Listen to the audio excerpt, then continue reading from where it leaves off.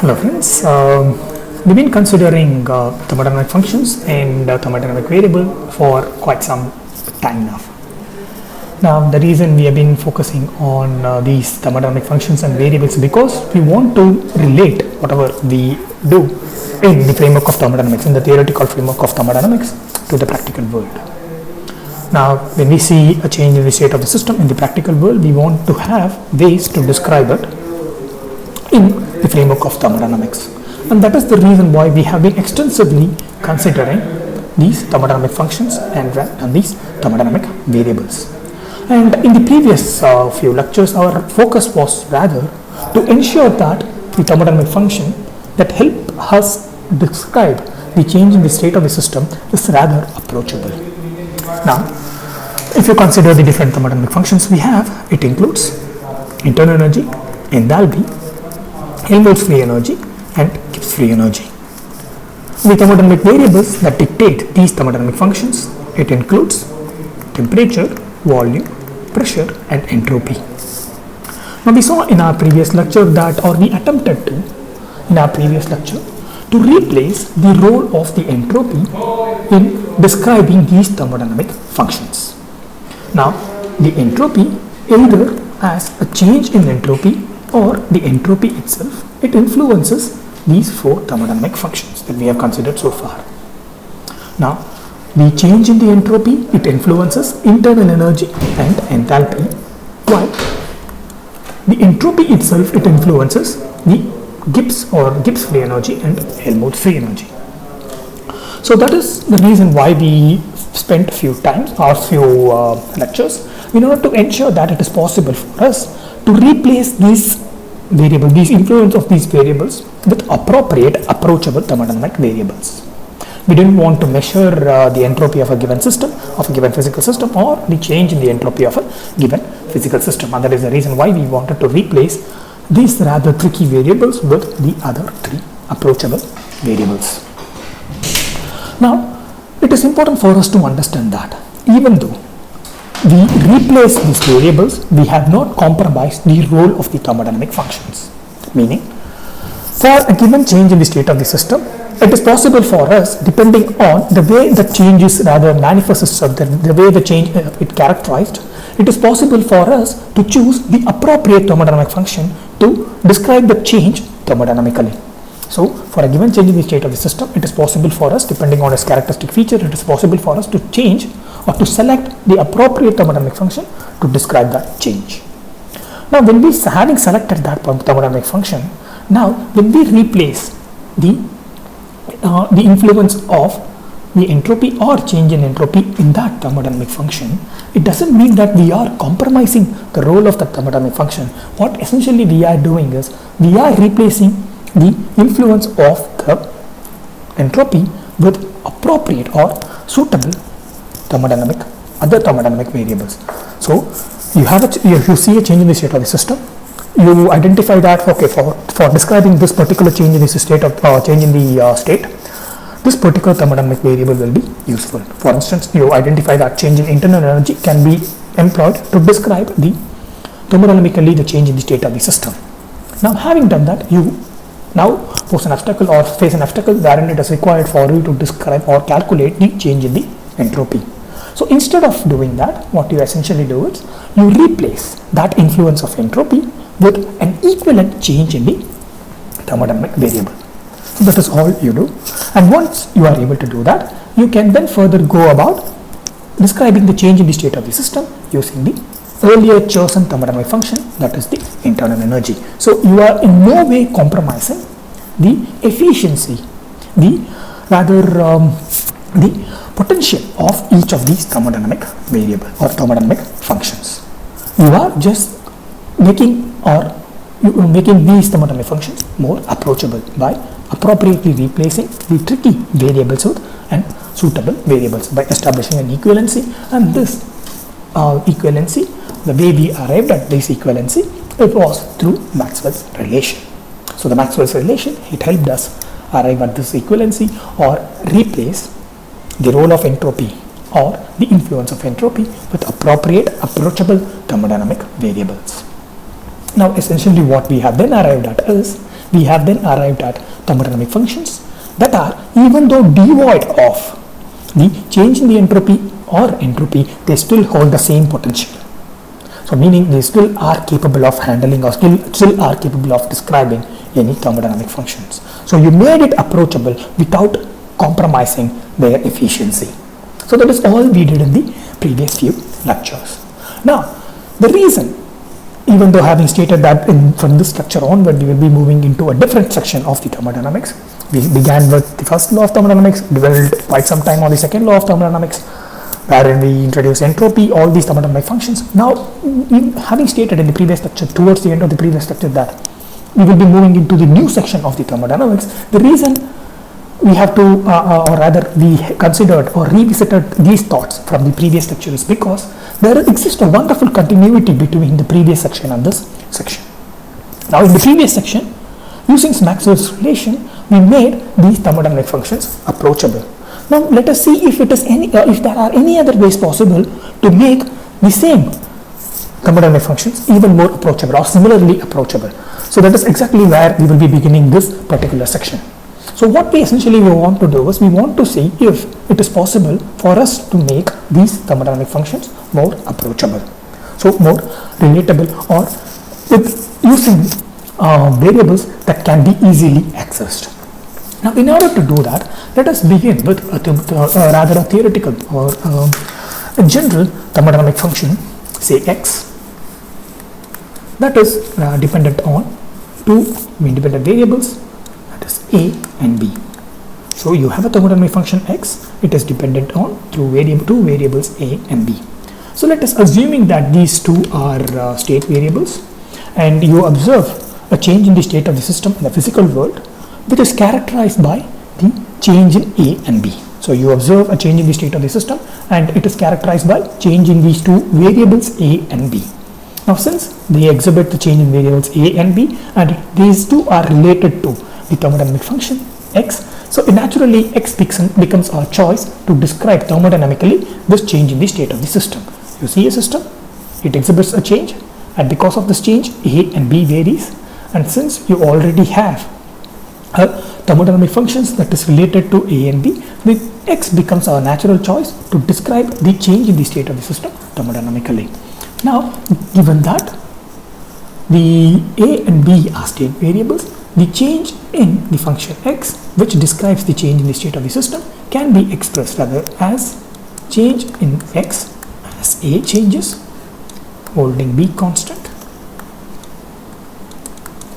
and change in x as b changes, holding a constant. Now, this expression here helps us describe the change in the state of the system using the thermodynamic function x. Now, if this change in x with respect to a alone and change in x with respect to b alone, if these are equivalent to a material constant, say this is equivalent to a material constant m and this is equivalent to a material constant n, then the change in the thermodynamic function can be written as mdA plus ndB. So what essentially you have done is, it is now possible, it has now become, at least just by looking at it, it has now, the face of it, the expression has rather been simplified. What essentially you have is the change in the state of the system, which is now described by the change in the thermodynamic function x. It is rather straightforward. You have to just measure the change in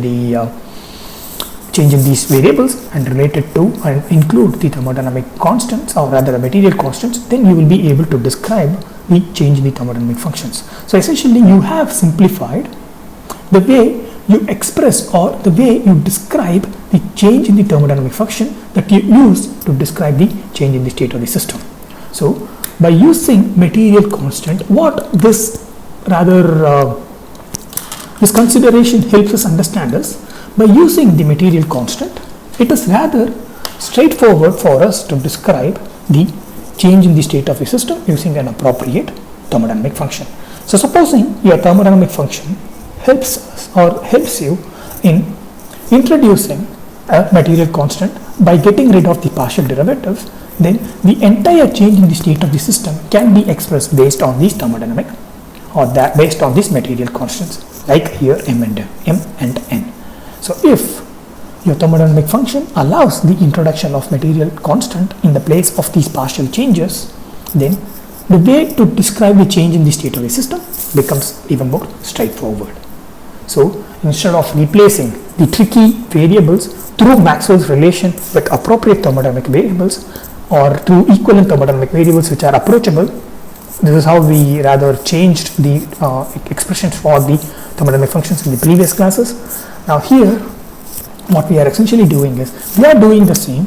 We are replacing the influence of the tricky variables, but not using Maxwell's constant, but using rather the material constants. Not using Maxwell's relation, but rather using material constant. So let us see if this approach can be extended to these thermodynamic functions that we have already looked into.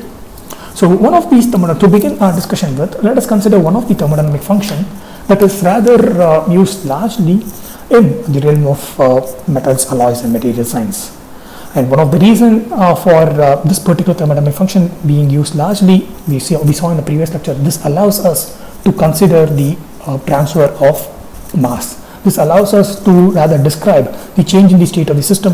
When the system is open, it allows for mass transfer. And this is none other than, this is rather the Gibbs free energy.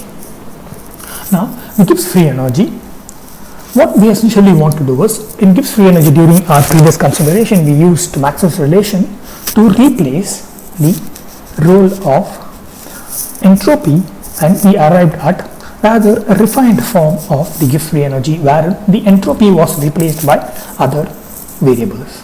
Now here, instead of doing that, we want to see if the change in the Gibbs free energy that describes the change in the state of the system, if it can be replaced or it can be expressed in terms of material constants. So that is exactly what we want to see in this lecture. Now the Gibbs free energy, in addition to being widely employed to describe the change in the state of the system when the system is a material, it assumes or it operates under the assumption, or rather while we are considering its description, it can be assumed that the pressure is constant. So during its introduction of the Gibbs free energy, we began with the consideration that pressure is constant. Of course, we relaxed it down the lane. We were able to relax it and include or also consider Gibbs free energy when the pressure is varying. So that was that. However, for this case, since our goal is not to rather exemplify or amplify the potential of Gibbs free energy, it is not our role here. Since our role of this discussion is to see if this Gibbs free energy can be expressed in a different way using material constant, let us begin by assuming the pressure for the change that we see is constant. So you are observing a material that is exhibiting a change, and you identify that this change can be expressed through the Gibbs free energy, and the pressure of that material is constant despite the change in the state. So the Gibbs free energy, the change in the Gibbs free energy, that would enable us to describe the change in the state of the system in its canonical form as expressed as in this way, wherein it includes change in enthalpy and change in entropy. So this is how, generally, assuming the pressure is constant, we express the change in the Gibbs free energy. Now, when we consider the change in the enthalpy at constant pressure, now at constant pressure and the change in the enthalpy, we can relate it to the first law of thermodynamics, wherein we have the change in the internal energy is the combination of the heat exchange and the work done. And when you assume the pressure is constant, the work done is a non-zero, it's non-trivial, so you can bring this here, and this is nothing but the change in the enthalpy at constant pressure. So this relation gives you the change in the enthalpy at constant pressure.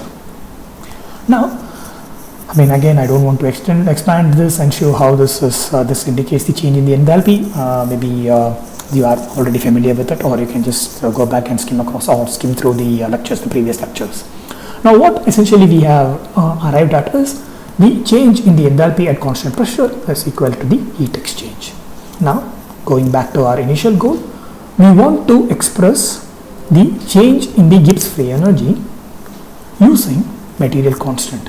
Now, when you have a heat exchange and you want to have a material constant that is relatable to that of the heat exchange, there is always the option of heat capacity at constant pressure, which is nothing but.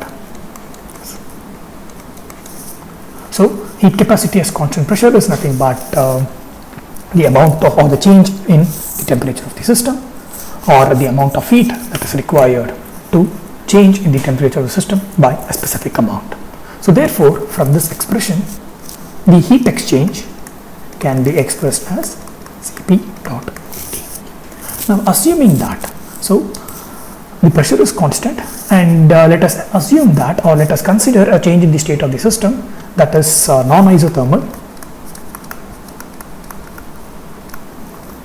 and this non-isothermal change in the state of the system involves a temperature change from T1 to T2. So in that case, the change in the enthalpy at constant pressure, which is nothing but the heat exchange, is equal to the integration of the heat capacity and the corresponding change in the temperature. So what essentially we have done is, we have substituted the expression for the heat exchange in here, and we have made it more specific to the change that we are considering, that is a non-isothermal change wherein the temperature moves from T1 to T2. So there is a temperature change, and corresponding temperature change, there is a change in the enthalpy, and that is expressed by this relation here. So you have now related change in the thermodynamic function as the temperature changes from T1 to T2 using a material constant Cp. Now, let us see, or let us consider the other thermodynamic variable, that is delta S, or the change in the entropy. Now, change in the entropy, if you consider its canonical, so entropy, if you could recollect, we introduced it in two, rather we viewed thermodynamics, or rather we viewed entropy from two different angles. One is, we consider entropy as a degree of change, a degree of irreversible change. And the other way rather, we considered the entropy is the degree of irreversibility, or rather the degree of randomness. So we consider two different examples in order to introduce the concept of entropy. So one view is it's a measure of the change, and the other view is the measure of randomness. So when you consider the change in the entropy as the measure of change, it is nothing but heat exchange at that particular temperature.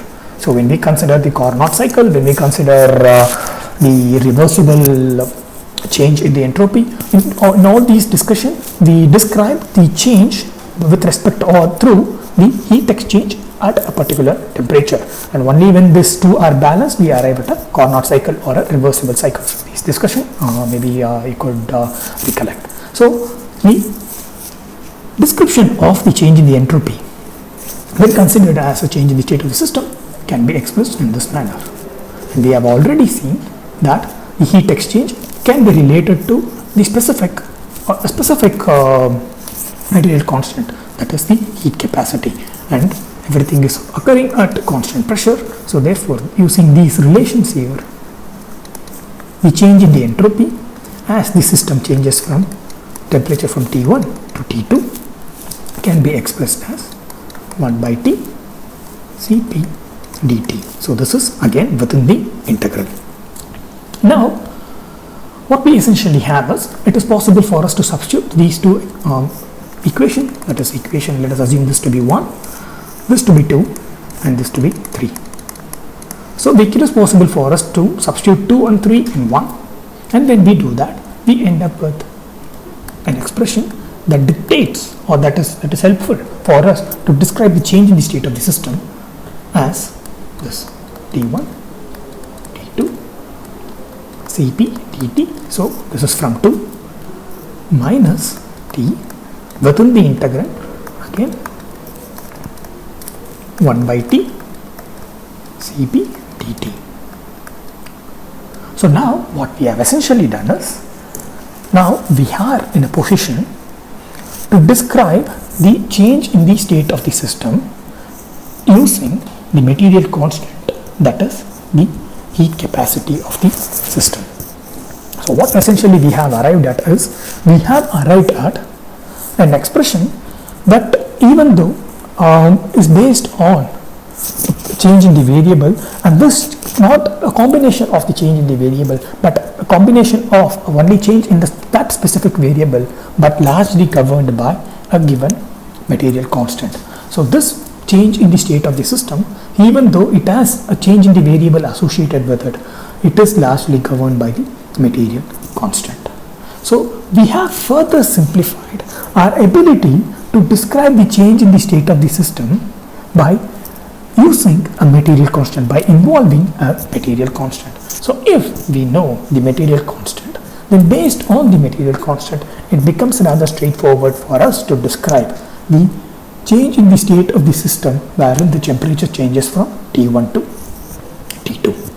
So what we have essentially arrived at is, we have arrived at a way of describing the change in the state of the system largely based on the material constant.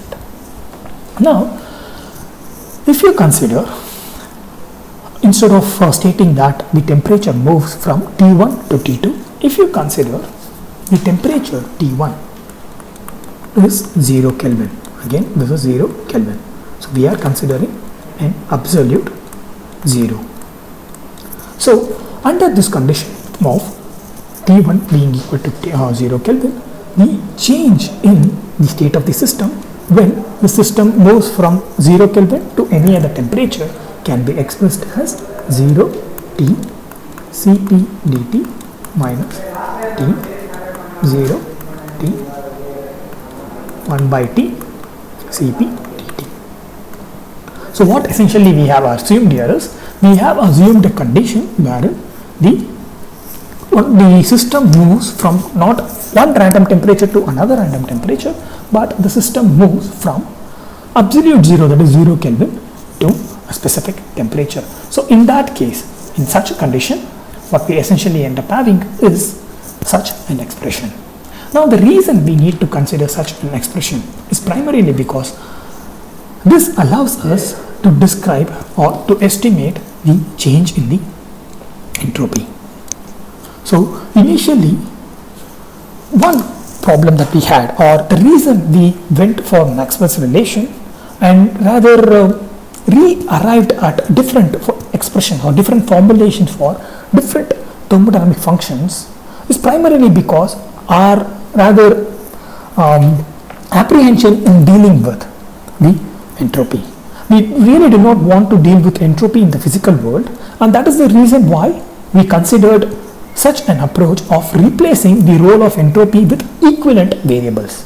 Using Maxwell's relation, we replaced the role of entropy with appropriate thermodynamic variables. Here, we have replaced the role of entropy with material constant. The reason we did that in the first place, because we were not that happy with handling the influence of entropy or handling the role of entropy. So in order to avoid that, we took all these measures.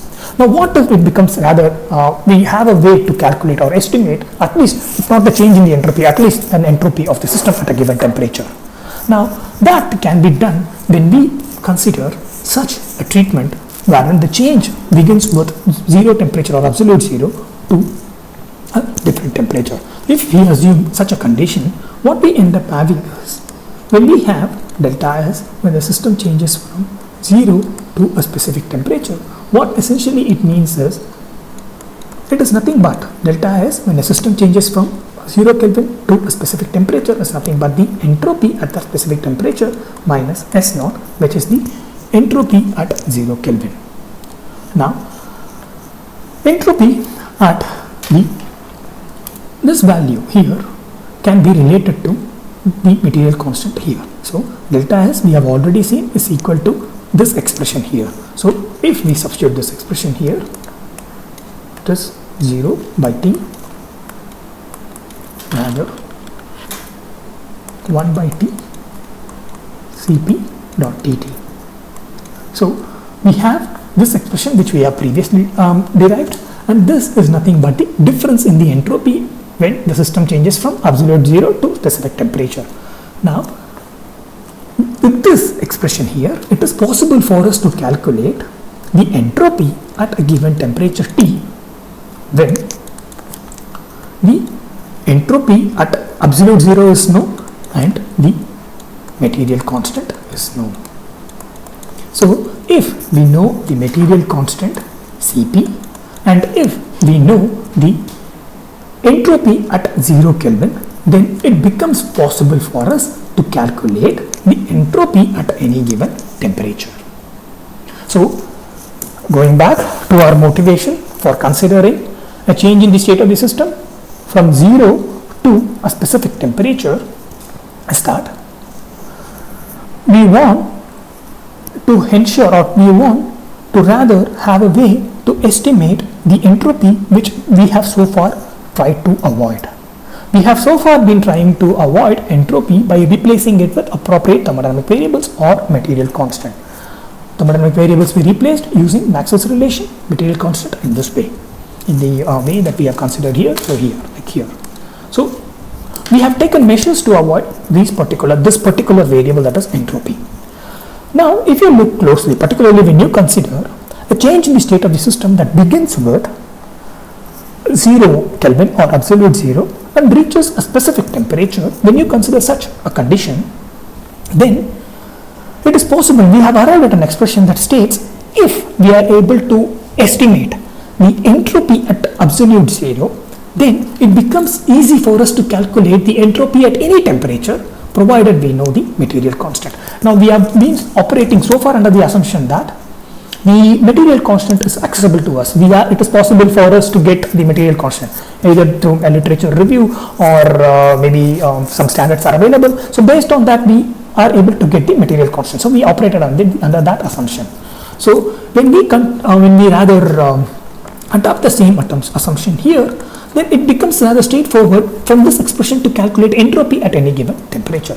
For that, what we need is, we need to know the entropy at absolute zero. We need to know the entropy at 0 Kelvin. So this is the point of transition that leads us to the next section of the thermodynamics. Before going that, this relation that helps us describe the change in the state of the system or change in the Gibbs free energy based on the material constant was rather introduced by Le Chatelier.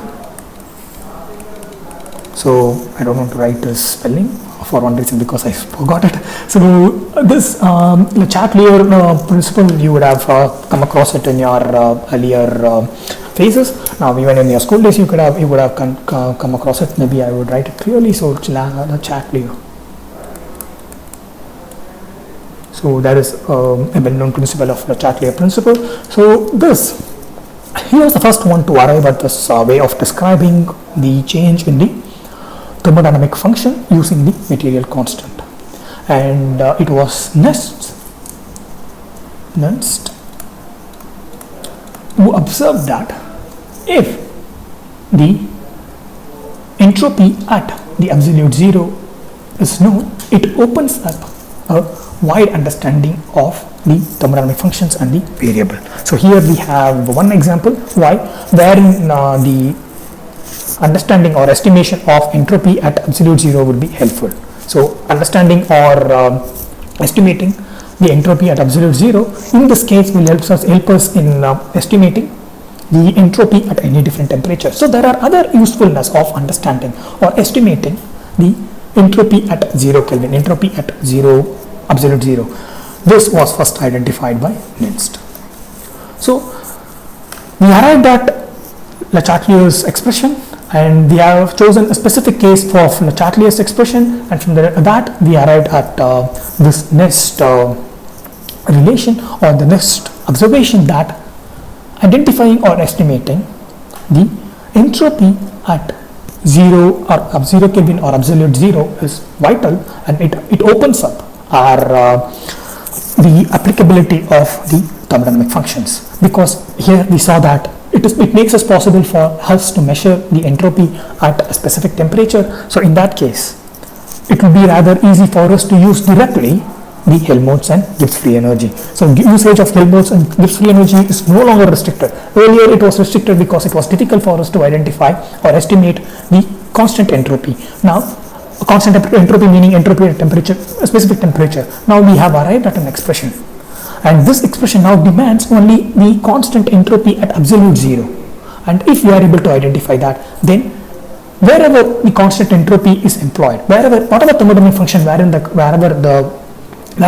constant entropy is employed, entropy at a specific temperature is employed, we will be able to proceed without any difficulty.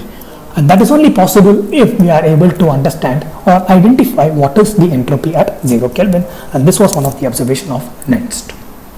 Now, having identified the role of or the importance of estimating the entropy at 0 Kelvin, let us take a detour. Let us try detour meaning let us digress from this consideration and look into the other parameter that is as critical as the entropy at 0 Kelvin.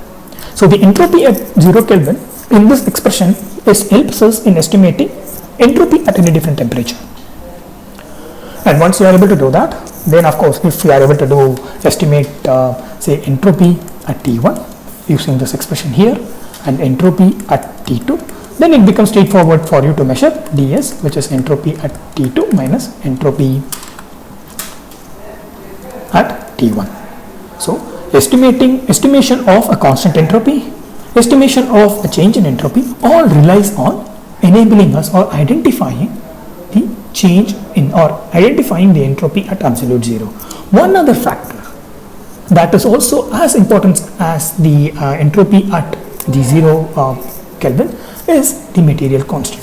So even though we operate, like we discussed earlier, even though we operate under the assumption that we know the material constant, here what we see is the material constant, it is present within the integral that involves change in temperature. So we want to know if this particular material constant is, what are the different factors that dictate this material constant. So this material constant is heat capacity, and we want to know what are the different variables or different factors that dictate this material constant. Particularly we want to know if temperature has any influence on it. So if you consider that perspective, or if you consider the nature of the material constant, the one that we have here, that is the heat capacity at constant pressure, initially when the studies on the thermodynamics were getting started, so in that phase it was initially identified that for all rather solids, the heat capacity was rather constant, and it was equal to, for solids it was in the year 1890, it was rather identified that the heat capacity for solids is equal to 3R. Particularly this heat capacity here is molar heat capacity. So the qualification of or the usage of this word molar should maybe help you understand what kind of a property or what kind of a constant is, or what kind of a parameter is heat capacity. So molar heat capacity means heat capacity of a given material per mole of the given material. So the usage of molar meaning, so the reason we want to consider molar meaning there is this heat capacity is a characteristic, it is a characteristic parameter, and that is the reason why we have to go for molar heat capacity. So the usage of molar before, or the way or the reason for qualifying heat capacity with the term molar should help you understand what type of the parameter heat capacity is. Now, like I said, in the 1819, through a series of experiments, it was observed that this molar heat capacity was a constant, or is a constant. However, subsequently it was realized, maybe in the year 1864.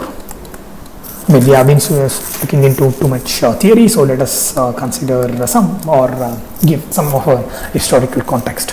So what essentially was assumed in the early 1800s, the molar heat capacity per mole of a material is constant and is equal to 3 times R, the universal gas constant. However, soon it was realized that if your material, so it is 1864, if your material is not an element is not a homogeneous pure solid, then the molar heat capacity it depended on its constituent component. So supposing instead of having a homogeneous solid, say a solid block of copper, so instead of having a solid block of copper that comprises of copper atoms alone, if you have a ceramic that is of the chemical formula AB, then in that case the molar heat capacity of AB was equal to 2 into 3R. So for solid copper block, the heat capacity was assumed to be 3R, and for a ceramic that comprises of two components A and B, it was 3R. For a different ceramics with AB2, this was expressed as 3 into 3R, meaning the heat capacity, the molar heat capacity, it depends on the number of constituents that are present in a given mole of materials. For instance, for a given mole of material, there could be only one constituent that is present, or depending on the nature of the material that we are considering, if we consider a molecule that comprises of two constituents, then we have 2 into 3R. And the same goes for AB2, wherein each molecule comprises of 3 chemical components, so 3 into 3R. So this is how, or this is one of the factors that governed the molar heat capacity.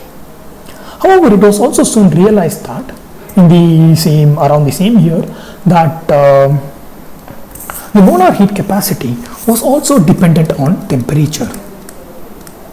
So this molar heat capacity was also, in addition to being dependent on, say, number of components in the given material, was also dependent on temperature. Particularly as the temperature increased, the molar heat capacity increased. As the temperature decreased, the molar heat capacity decreased. So it was more or less directly proportional. So with temperature, the molar heat capacity increased, and as the temperature decreases, the corresponding molar heat capacity it decreased, assuming that the number of components for a given material, that number of components is constant. Now the expression for it, or the explanation for it, the theoretical explanation for it, comes from quantum mechanics, and it is beyond the scope of this work and the knowledge of the instructor to get into the quantum mechanics aspect of it, but it is interesting to note that the justification for the influence of temperature on the molar heat capacity based on quantum mechanics was given by none other than Einstein. So it was Einstein who employed the fundamentals of the understanding of quantum mechanics to help us understand how the heat capacity is influenced by temperature. So yeah, Einstein has some role to play, or we are studying one of the subjects that Einstein contributed to, or he looked into with some consideration. Yeah. So what essentially we have is, we have the heat capacity, the molar heat capacity, that is governed by number of moles of the number of moles of the chemical components that are present, and the temperature. Now it is important for us to note that as the temperature goes to 0, the molar heat capacity also goes to 0. So it was also observed that through several experiments, and from this understanding based on quantum mechanics, as the temperature goes to 0, the molar heat capacity of the material goes to 0. So 0 here is 0 Kelvin, and the molar heat capacity of the material also goes to 0. So this is one rather a detour that helps us understand the nature of the material constant that we are dealing with. So therefore, the reason why we need to consider this material constant, there are two reasons. One, we will get into it in the next lecture. In this lecture, our understanding, or our present understanding, that the heat capacity, the molar heat capacity, is dependent on the temperature, helps us appropriately solve this integral here. Now, if we assume that this heat capacity is independent of temperature, then solving this integral becomes rather straightforward. However, our present understanding, which indicates that this heat capacity is dependent on temperature, makes the estimation of the entropy a bit more rigorous. So, we should not operate under the assumption that the heat capacity that helps us understand or that helps us calculate the entropy at a given temperature is not or is totally independent of the temperature. We should not be under the assumption the heat capacity at constant pressure as the temperature is changing will exhibit a change. So there are two critical reasons or two critical output for our detour. One is when we are considering this integral here, we need to be absolutely clear that we can't remove this particular material constant outside the integrand, because this particular constant here is dependent on temperature. So this here is dependent on temperature. This constant here is dependent on temperature. So the ideal way of writing this integral is, this expression is the entropy at a given temperature T is equal to entropy at constant or at absolute 0 plus the integral of 0 to T 1 by T Cp, that is heat capacity at constant pressure, which is dependent on constant temperature, dt. So this is the more accurate way, having considered the nature of Cp. This is a more accurate way of expressing the entropy at a given temperature T.